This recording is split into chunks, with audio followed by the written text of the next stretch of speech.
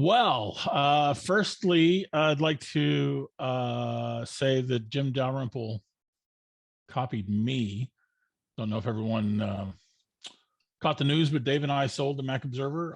January 1st was the handoff day. So I am no longer the editor or co-publisher of the Mac Observer, which is a very, very weird state of being. We published TMO for 23 years. 23 years, that was my public identity, and it no longer is. And again, super weird, just really, really weird. Regardless, very excited to see what the new owners, Dr. Serhat Kurtz and Dr. Stacy Butler, to see what they do with the site. They've already brought on a couple new writers. They're taking good care of our baby so far, and I'm pretty excited to see what they do. Let's see here. Apple did this thing, and we were going to talk about that. And in some ways, I mean, this could be an incredibly short conversation because the Mac Studio is amazing. The Studio Display seems pretty spiffy, and I'm not like I can wax. I guess I can wax poetic about them both. Maybe talk about some of the marvels that are or that is the M1 Ultra. So I guess we'll dig into that. So firstly, I ordered a Mac Studio. I ordered the M1 Ultra, and because I need it desperately, I did get max RAM and max cores. And I'm lying, I don't need them, but I did get them. And I also ordered 2 studio displays. The first one I ordered the same day it was announced, and that's going to be delivered in early April, supposedly. And the second one I ordered a week later, and that had already been pushed out a month. And then, is that right? Yeah, a month to mid-May, so more than a month. And the Mac Studio itself also ordered the first day.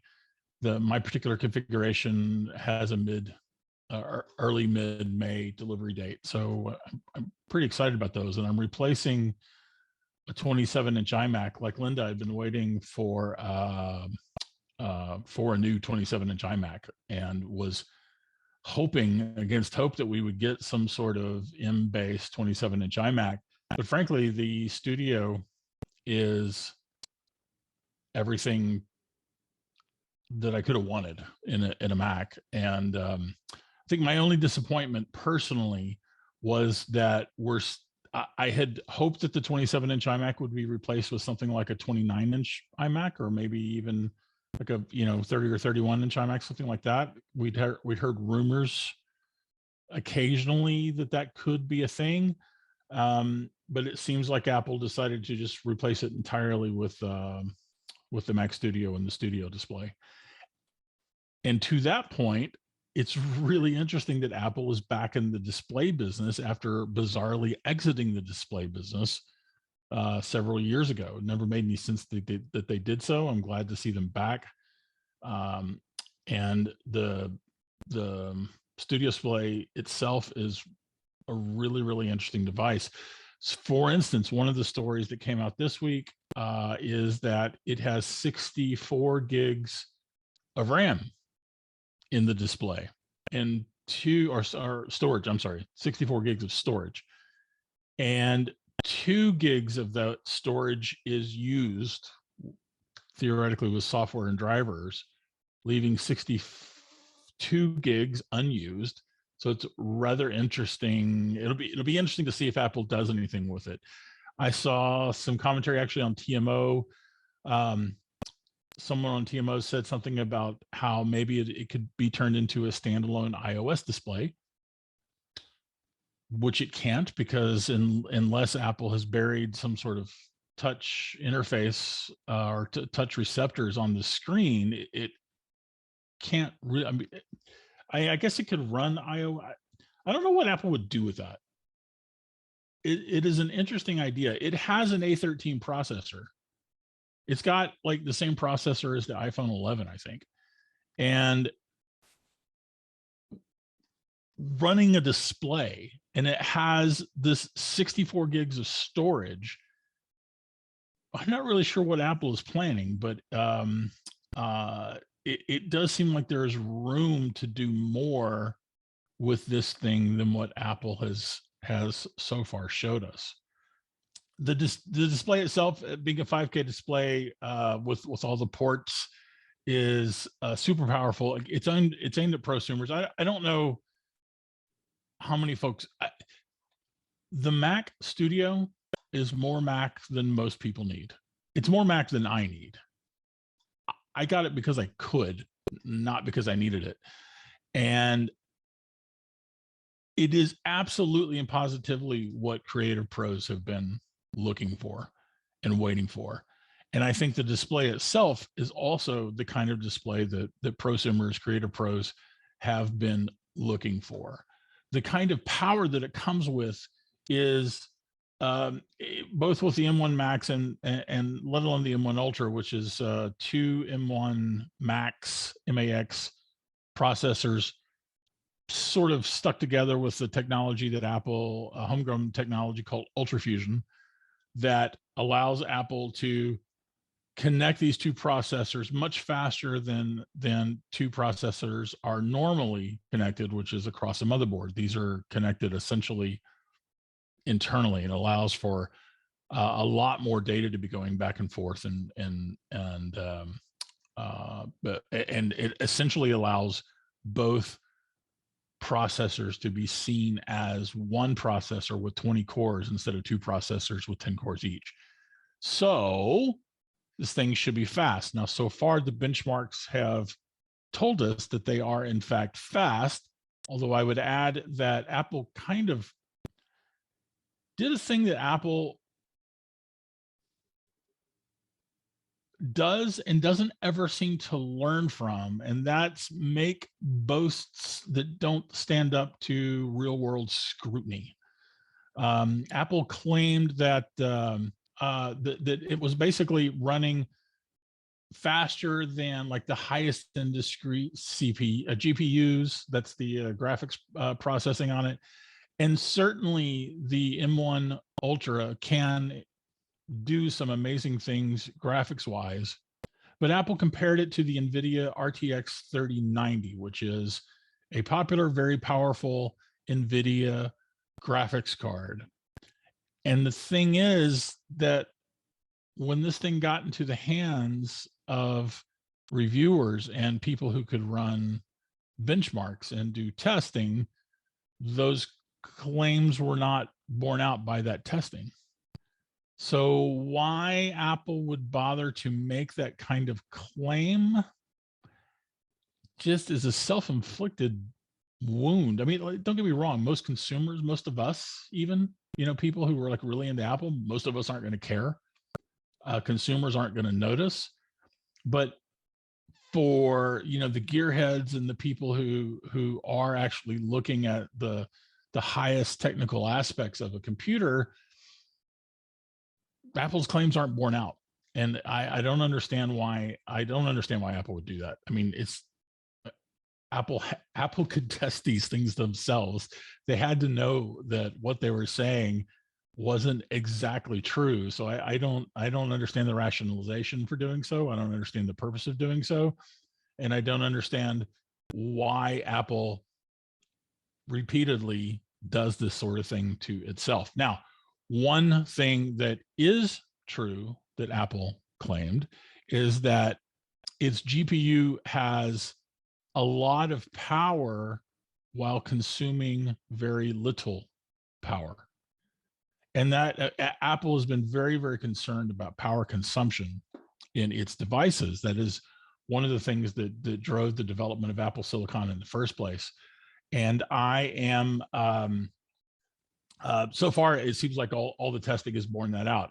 This thing uses a lot less power than, say, this NVIDIA card that it was being compared to, but it just doesn't actually have the performance that Apple was claiming. Regardless, it's going to be more performance than most folks need. Another thing is that some of the comparisons were being done by people focused on gaming, and Apple is not aiming this computer, the Mac Studio. They're not aiming that at the gaming market. I mean, when it comes to games, it seems like Apple really only cares about games on iOS, not Mac OS in the first place. So I think what remains to be seen is some of the performance on some of the Creative Pro apps. And I haven't personally seen a lot of reviews to that effect yet. And as we see them, we may end up learning that maybe some of what Apple was saying is closer to being true, but I don't know. I'll believe it when I see it. So another interesting thing about the Mac Studio is that it has a lot of ports. It has, like, I mean, you know, Apple has always, since Steve Jobs came back, the late Steve Jobs came back, Apple has been pretty stingy on ports. And the Mac Studio has a lot of ports. It's got, let's see here, if I'm, the M1 Ultra one has 6 Thunderbolt 4 ports. Is that right? No, 4. Wait, 4 Thunderbolt ports on the M1 Max, 6 on the M1 Ultra. I think the ones on the M1 Ultra are actually a faster version of Thunderbolt. It's got USB 4. It's got USB 3.1. It even has a headphone jack, which is something that Apple has been. I see some happiness there, but the headphone jacks have been sort of on the way out at Apple, as Apple has been focusing on wireless audio. But this Mac Studio has a headphone jack, and that's, color be surprised. And then it has an SCXC card slot. I don't even know what card this is, but it's a memory card slot. It does HDMI, it has Ethernet, and it's even got a couple of USB-A ports. Now, that's a lot of ports. And Apple even gave us, surprise, surprise, ports at the front. So you have ports in the front and ports in the back. And then the Studio display has, I think, just about as many ports as my iMac has. I've got 1, 2, 3, 4, 5. There's five or 6 ports on my 27-inch iMac. And the Studio display has got the 12 megapixel camera, of course, in the front. 3 USB-C ports, a Thunderbolt port, and so almost as many ports as my iMac has. This is a great development. I love seeing Apple actually giving us what we want when it comes to something like more ports on our Macs. That seems like a good thing, especially if you're talking about the prosumer and Creative Pro markets, which this device is aimed at. Now, it does leave the question about whether or not the 27-inch iMac is permanently gone. Apple did remove it from its website. I would argue that that almost definitely means that it is no more for this world, that the Mac Studio has replaced the 27-inch iMac. I don't know that to be the case, but I suspect it to be the case. So we have this 24-inch iMac that Apple's doing. We have the Mac Studio, and then the next device to be replaced and upgraded to the M class of processors would be the Mac Pro, which Apple actually spent a lot of time throwing shade at its own presentation, saying that the Mac Studio is faster in many ways than its own Mac Pro. Now, I would add that I had hoped that we might see some kind of M2 announced. We didn't. I guess that could come at the developer conference, which is only in a few months. I don't know that that will be the case, but it does seem like the M2 is going to maybe make its first appearance on the Mac Pro. So we will see how that ends up working. So all in all, Mac Studio is a fantastic device. To me, it's the device that many creative pros and many prosumers and just enthusiasts have been looking for. It's got the ports that we want. It's got the power that we want. It is supposedly still quiet, even when it's running at full tilt, which delights me. Occasionally, my iMac will start blowing its fans, and I can hear it, and it's annoying. Except for the price, which many people will consider to be pricey. Certainly, the studio display is pricey. I think that Apple gave us almost everything that many of us were asking for at this event with this Mac Studio. So I don't know if there's a whole lot more to be said about that. I don't know if people have questions about it. I mean, there's little the little nitpicks that I found are there, but there's just not a lot to complain about. And I'm super excited. I can't wait to get mine. I can't wait to get it. I'm very, very excited about it. Get as much internal RAM as you can afford, because that's going to extend the lifespan of the device itself, and you can't change it. I'm not even like I may possibly have gone into a rant about Apple spending money to take the door off of the iMac Pro, the now discontinued iMac Pro, right? Where you could not replace the RAM without pulling apart the entire thing. I mean, it was the exact same looking enclosure as the iMac that has a door, but for the Pro model, they spent the money to remove the door. I'm still a little pissy about that, but the difference here is that with Apple's M processors, the RAM is part of the system on a chip. So the fact that you can't replace the RAM doesn't actually make me as tense, because I know that the M product is way faster than any kind of user replaceable RAM would be in the first place. So anyway, do remember that if you haven't ordered yet and you're looking at getting one, what you buy is what you get when it comes to that RAM. So buy smart and buy for the long term. You know, as whatever feels like a lot today will at some point be not enough, because that is the way this technology works and creeps. I mean, you know, Apple and its stands. I mean, at least it comes with the stand, I guess. Doesn't come with a Visa mount. And I did get the lifting version for both of mine. Don't know that I needed it, but I could, and so I did. So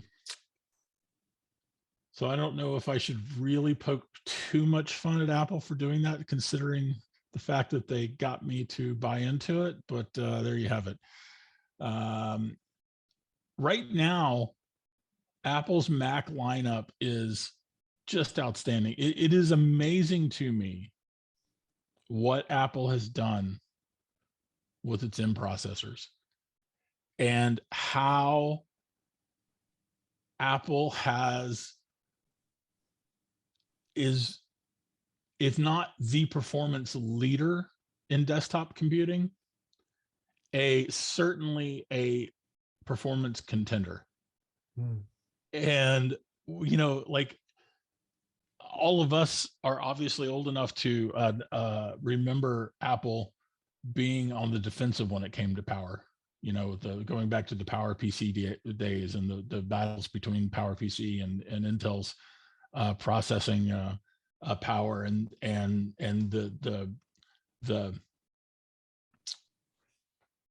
there's a word I'm looking for, but the glee with which Intel finally landed Apple as a partner with the Mac for the Intel power line, the Intel processor line.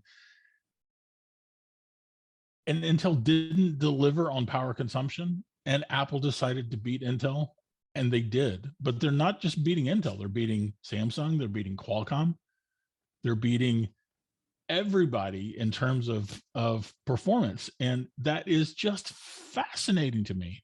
It is fascinating to me that Apple could do that. I mean, yeah, Apple has essentially infinity money, and there is theoretically nothing that Apple couldn't do if it decides to do it. but deciding to do it and actually executing are do not necessarily go hand in hand. And there have been other things that Apple has tried to do that, you know, have been maybe not as effective. But when it comes to its processors, Apple is just killing it with the M series in particular. So I don't know. It's a good time to be a Mac user. Yes, Linda? How do you see that playing out in the marketplace? I see, you know, okay, we got to go back because that's a great question. That's a fun question to me. One of the things that Steve Jobs does not get anywhere near enough credit for is changing the rules. And maybe I've mentioned this before. I've mentioned it often through the years, but is changing the rules by which the Mac was competing. When he came back to Apple, the entire PC world was price and performance. There was this rush to the bottom, led by frickin' Dell. Remember them? LOL. And every measure of success was how many units are you selling, how cheap are you selling them for, and how many megahertz does the processor have? And Steve Jobs came back and he saw and said, we're going to lose that battle. We will not be able to out Dell. I don't actually, he never said that, but I would imagine that was at least an internal conversation. Apple realized that it was never going to be the cheapest and that it was probably never going to be the fastest. And Steve changed the terms on which it competed. How many companies can dictate the terms by which they will compete, let alone change the terms that the entire rest of the industry is existing on? And Apple shifted it from price and performance to style, lifestyle, and image, and did so practically overnight. It was like almost no time whatsoever before the iMac was a style leader in the PC world, a world that had no style before the iMac. And, you know, and I would imagine most of us remember how the iMac styling like took over the rest of the consumer electronics world. I mean, there were irons that were styled after the iMac. There was George Foreman grills that were styled after the iMac. All these PC makers tried to copy the iMac. Some of them got sued. None of them matter. Many of them are no longer in business, if not most of them. And Apple did that. And maybe Intel was pleased because Intel itself began running into problems with its own Moore's law, which was never a law. It was more like a sort of this is not a good term to use anymore, but it was more like a rule of thumb. But sorry, the point is that Intel itself began suffering from processing power problems. And today, very few people are buying computers based on the megahertz. Very few. I don't see megahertz being or gigahertz being used in advertising for computers at all anymore. You might find it listed. You probably will find it listed in the specs. I mean, you can even find the processing speed of Apple's processors listed in their specs, but no one's advertising it. No one's certainly basing that you should buy this because of, you know, XX gigahertz. Like, that's just not even a thing. So where that continues to go is I don't think people care that Macs are stupid fast now. I don't think that they care that iPads are stupid fast now. They don't think about it. Like, I don't think that people are, no one, I say no one, I shouldn't say no one. I doubt that there's anyone, there we go. I doubt that there's anyone who has an iPad and thinking to themselves, I need to replace it because it's not fast enough anymore. or their iPhone. I don't know, maybe that might have, I mean, there's certainly a lot of older iPhones still in use. Maybe some people are encountering processing issues there, but certainly no one with anything recent is needing to upgrade or wanting to upgrade because they no longer have the speed that they want. And that, I guess, is a tremendous victory for Apple, that started with that iMac revolution. And maybe even Apple is a victim of its own success, because now it has these insane in-class processors, and I don't know who cares. Now, creative pros will care when they can get their jobs done faster. Scientists might care when they can get their models run faster, right? They definitely might care, but the vast majority of us, we don't care. No one cares. Who cares? Would it make a difference? So if people inside corporations of various sorts, because other than accounting, and I may very well be out of date, so that's part of why I'm asking. But other We're than all out of date. accounting, yeah, I maybe, yeah. But other than accounting, most software is like pretty much cross-platform as far as I know. So if I'm running a corporation and my people are using desktops, I don't know that they are now, or they're using laptops, and there's less power consumption across a large corporation, would that make a difference? Would that be a consideration? I mean, I don't know. That's another great question, Linda, because Apple has been on this whole power consumption thing. Now, a big part of why Apple's been on power consumption is because it wanted to make its devices thinner, right? One of my running jokes was that no one was saying, yeah, I don't know, I like an iPhone, but I sure wish it was thinner. Like, no one was saying that, and Apple kept making them thinner. We're like saying, more battery, more life, please, more life, and then Apple's like, yeah, but we can make it thinner. And that obsession with thinness, which I would like to point out, seems to have been lessened since the departure of the great and wonderful Johnny Ive.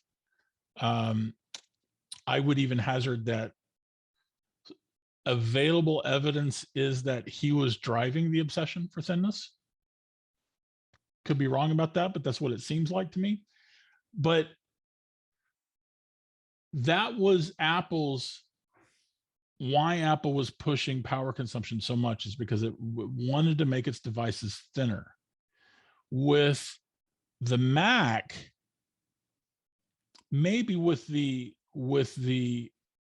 MacBook line, including Pro and Air and stuff, maybe thinness matters there too.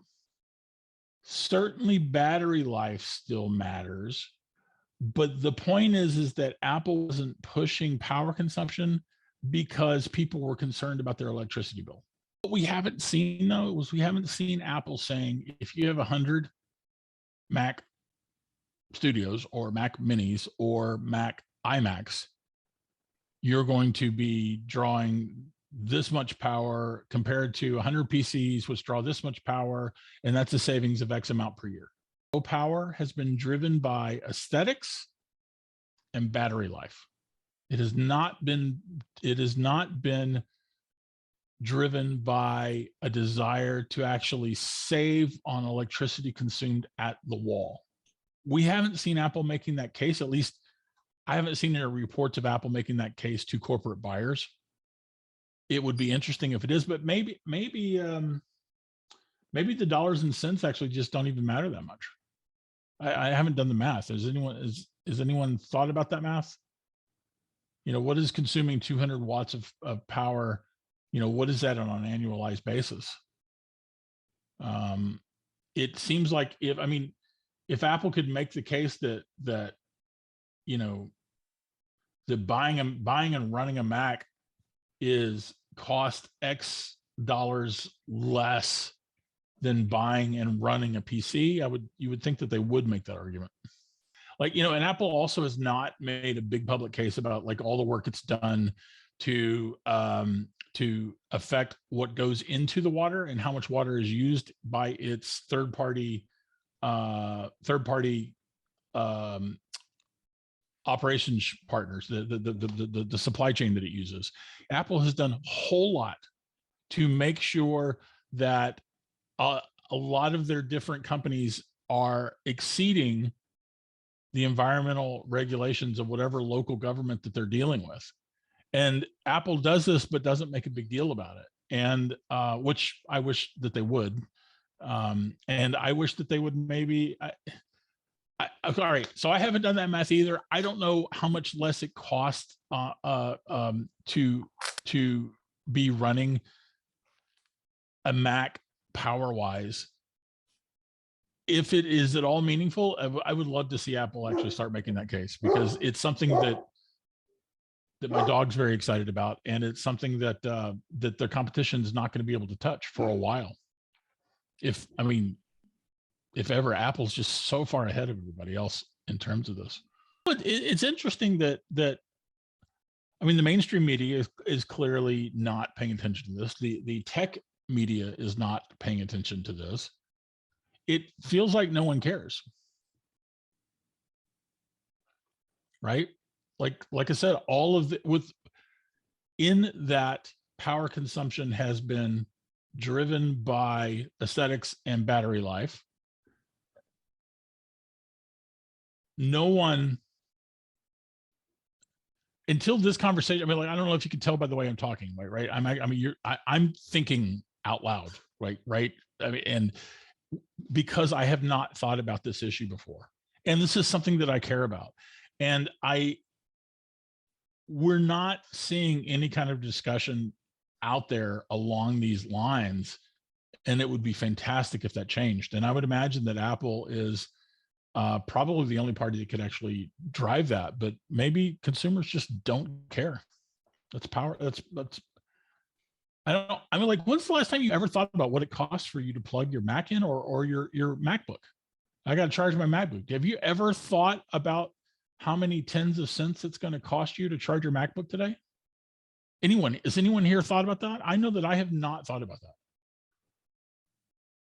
that. And I have seeing anyone go, oh yeah, I have. Well, a couple things. I remember in the day, I remember that I used to turn my Mac off every night, and all my friends who were geekier than me, which was a lot of my friends, would always go, no, you're supposed to leave it on to see how long it runs, right? It's before you have to restart it, because that was the thing.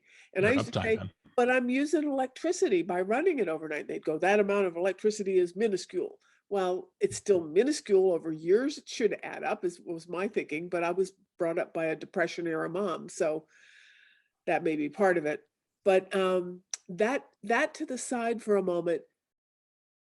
When I hear about this, the whole, and I don't have an M1. I've got my lovely little 27-inch iMac, which needs to be replaced.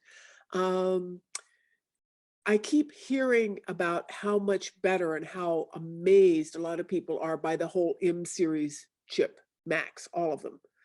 And I have this inkling in the back of my head that I've had before, that Apple is doing something really important and we don't know what it means yet.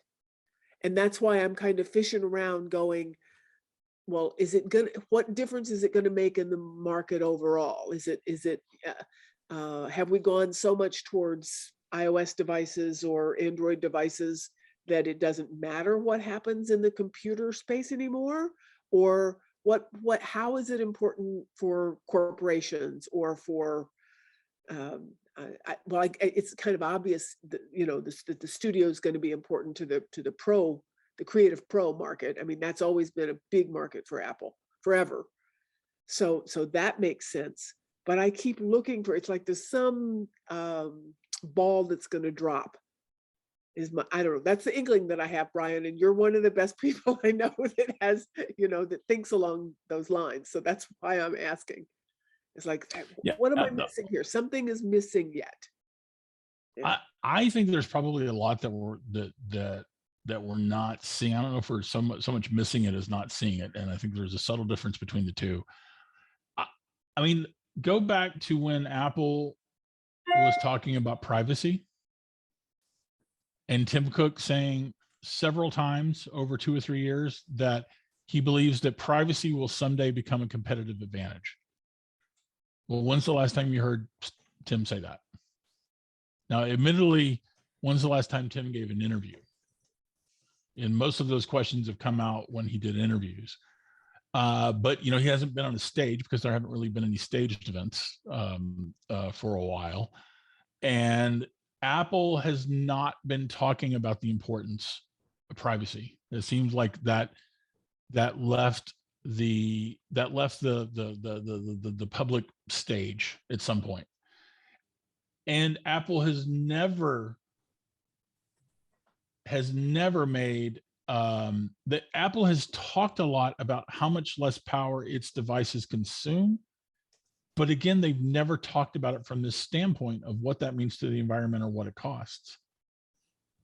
So we probably are missing something or not seeing it. Like I said, there's a subtle difference between the two. And I don't know what it is either.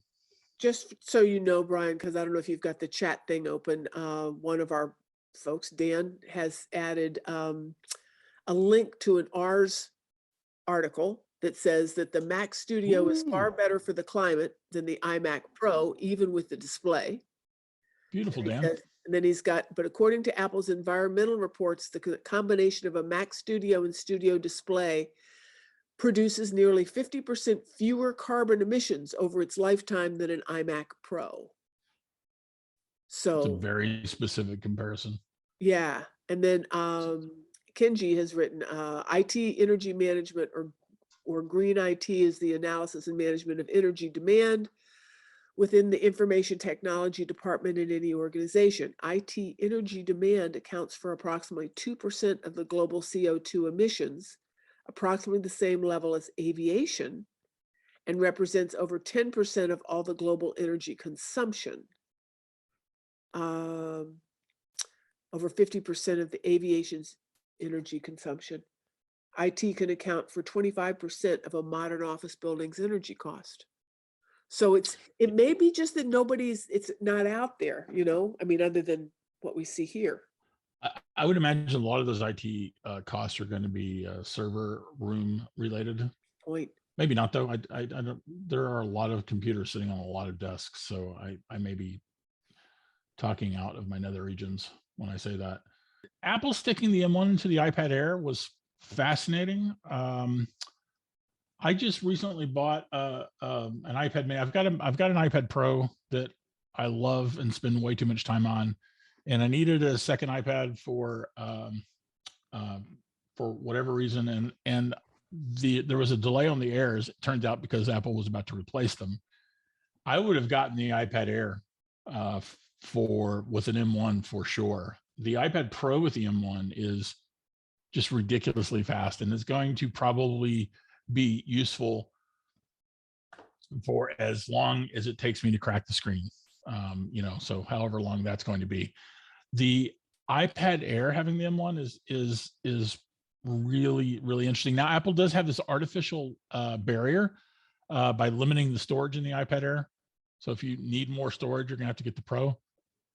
And that's how they're differentiating that and the home button versus Face ID. Wait, am I lying? Does the iPad Air? The iPad Air does not have Face ID, but it doesn't have a home button either. It actually does the Touch ID through the power button at the top of the case. The same thing that the iPad Mini does, which I have slowly gotten used to for whatever that's worth. I much prefer Face ID. It's so much more fun. The iPad Air is just fantastic. If you need an iPad, get the iPad Air.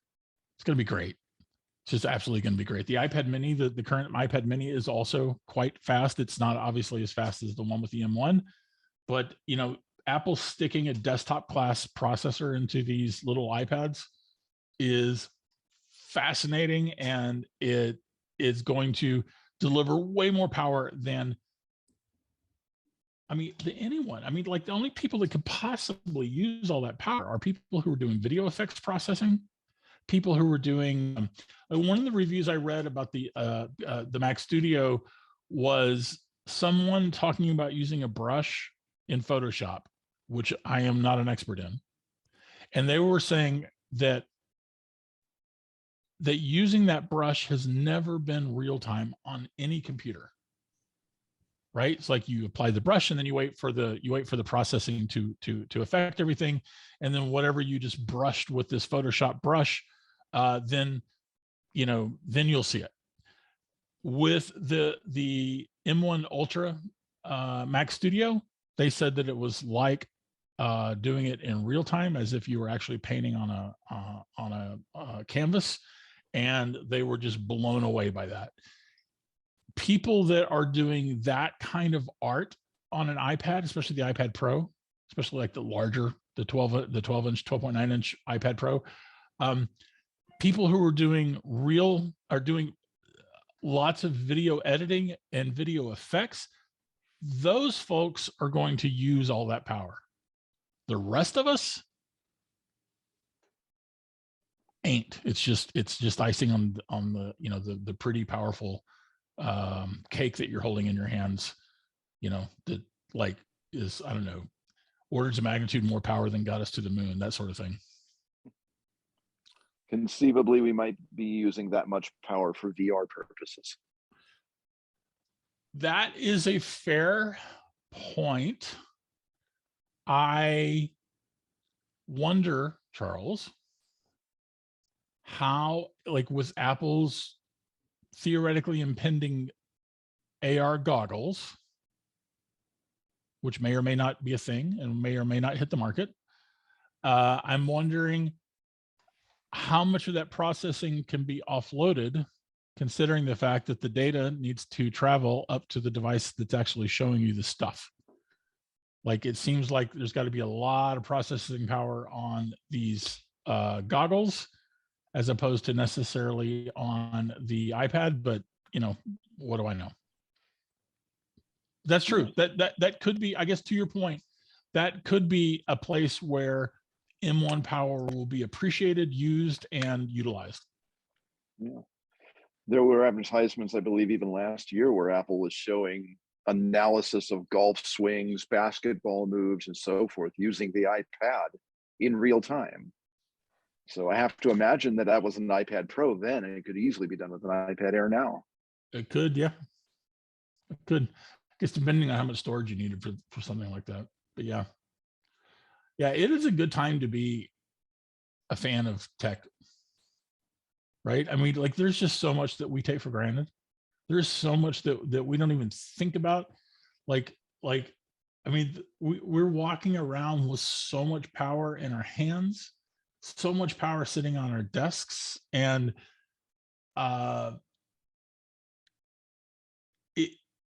Apple, and to a lesser extent the rest of the tech world, has just made it easy for us to take all this stuff completely and totally for granted.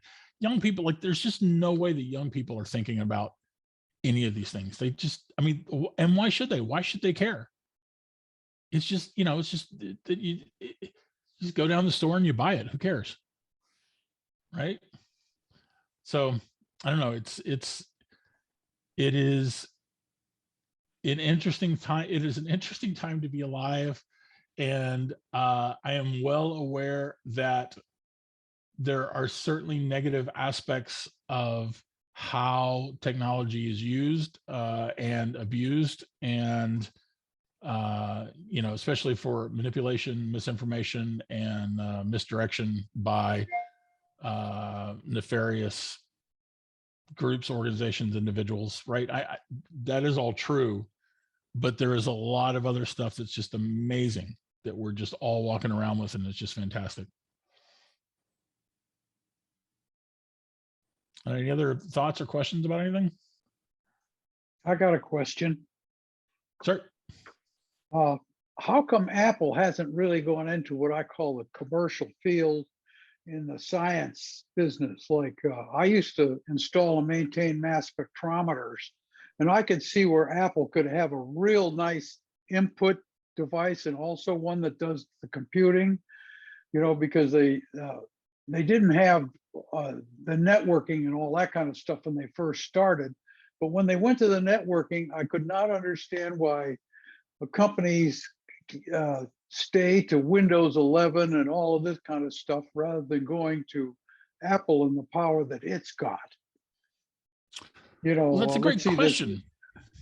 Yeah, there's a thing like the CRISPR, for instance. That's a brand new thing that slices up the DNA structures. To me, a natural would be Apple.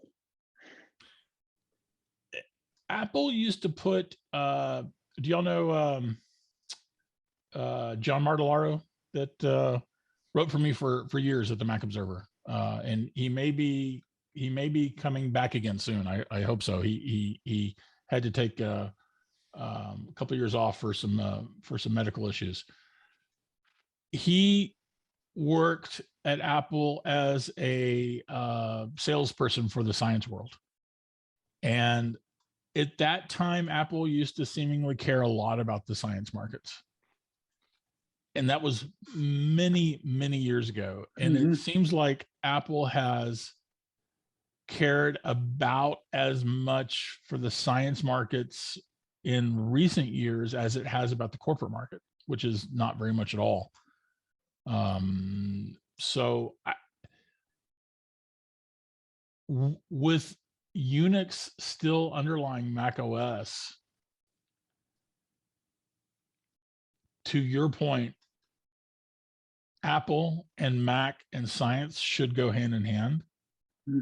And just it is mystifying to me why Apple hasn't done more to still be a significant presence in that market. So I don't have an answer as to why not, but I completely agree with you that it feels like it should be done.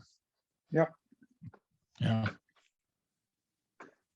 And I mean, there's lots of markets that Apple doesn't bother with. And that if Apple is going to have a presence in that market, it's almost like either happenstance or despite Apple's best efforts, like, you know, someone is just determined to shoehorn Apple into that market and to work on it. You know, Apple, I guess Apple's going to Apple. Apple has not consulted with me. I'm as mystified as all of you as to why this is the case, but it turns out that Apple doesn't really care what I think. And they don't ask my opinion. By the way, I did keep the Apple Context Machine. It lives at contextmachine.io.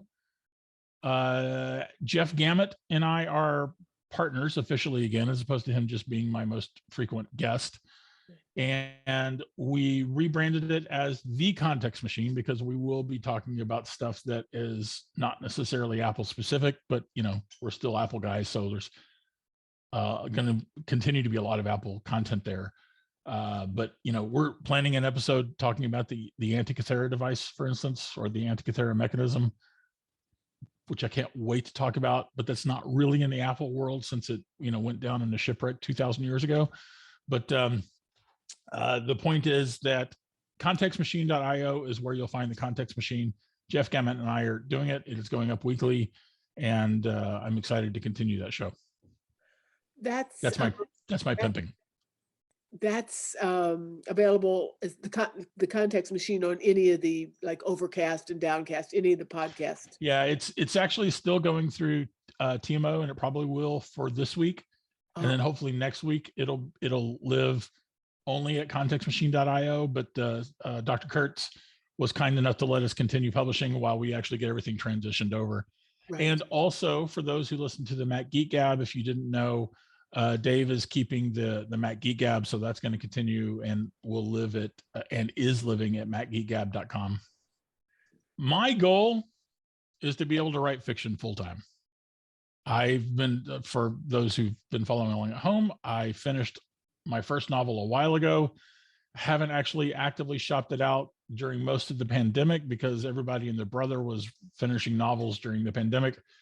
But I love writing fiction, and I've got stories I want to tell, and I hope to have the time and the luxury to be able to, I mean, because, you know, writing is not a very profitable business in the fiction world. And, you know, there's a very few people who make a significant living, and otherwise people who are considered successful authors all have day jobs. I'm hoping that I am afforded the luxury to be able to write full time, but I continue the context machine. You know, I still love Apple, and I still follow the Apple world. Like, one of the biggest changes is that I did not watch the media event in real time for the first time in forever. And it's because I had stayed up working all night the night before. And so I slept through it and I watched it when I got up. And I also completely forgot about the shareholder meeting. So that's how things are changing, but it's not because I'm not interested. I love the Apple world. Very good. I love being here with you guys. I appreciate your time. I appreciate the opportunity to be able to speak. The Silicon Valley mug is one of the best mugs out there. And to me, it's such an important, I wish young people understood the value that face-to-face meetings bring, and that they don't. I get why they don't, but I wish that that wasn't the case. Because what y'all do for each other and for the community as a whole is so important from my perspective. And I appreciate you letting me be a part of it as whenever you've let me. So thanks. Thank you, Bryan. Thanks. It's awesome to have you with us. It really is. Oh, thank you. Yeah. I appreciate it. Okay. Cheers. And if you have any questions, get them to Linda, or I'm on Twitter. I'm not trying to promote here, but I'm on Twitter at Geek Tales now. That's my main account. So, and I have a blog that I haven't updated in several years at geektales.com. And I'm on Instagram, where I very rarely post anything there at Geek Tales too. Yeah. So, all right. Okay. Cheers. I'm going to go back on mute and just consume the meeting. Thank you, Bryan. Bye-bye. So